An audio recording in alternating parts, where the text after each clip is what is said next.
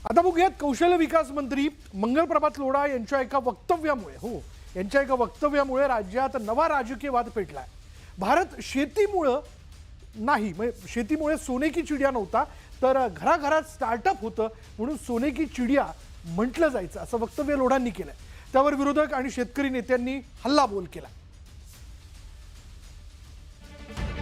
राष्ट्रीय स्वयंसेवक संघ के सुरेश जी सोनी आए थे, तो उन्होंने एक बड़ी अच्छी बात कही थी। भारत को भी सोने की चिड़िया कहा जाता तो इसके लिए नहीं कहा जाता था कि भारत के अंदर बहुत कुछ हम ये एग्रीकल्चर प्रधान देश था, तो उसका कारण ये था कि भारत के हर गांव में हर घर में स्टार्टअप था।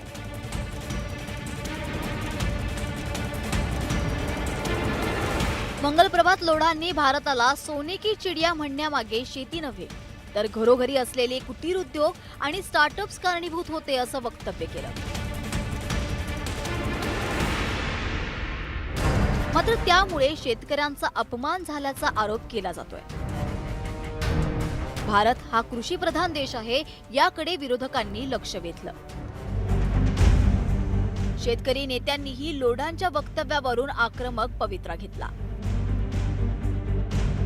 भारताचा इतिहास कृषी संस्कृतीशी जोडलेला असून कापूस, मसाले, धान्य आणि इतर कृषी उत्पादनांची जगभर निर्यात होत होती। त्यामुळे शेतीचं योगदान नाकारणे म्हणजे इतिहासाशी प्रतारणा असल्याचा आरोप शेतकरी नेत्यांनी केलाय।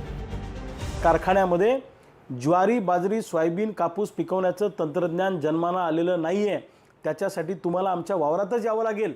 आणि एवढा तुम्हाला शेतकऱ्यांबद्दल तिटकारा वाटतो तर मंगल प्रभात लोढांनी उद्यापासनं आपल्या ताटामध्ये शेतकऱ्यांनी पिकवलेलं अन्न न घेता कारखान्यामधून तयार झालेले नटबोल्ट खावेत, सिमेंट खावं, कारखान्यामध्ये जे तयार होतं धातू खावेत। मंगल प्रभात लोढा यांनी राष्ट्रीय स्वयंसेवक संघाचे नेते सुरेश सोनी यांच्या व्याख्यानाचा संदर्भ देत प्राचीन भारताच्या समृद्धीबाबत भाष्य केलं होतं।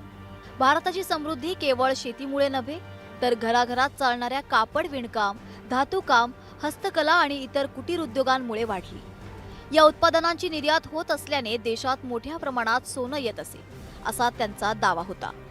त्यांच्या त्याच दाव्याचा कार्यक्रमातील भाषणात उल्लेख केला होता।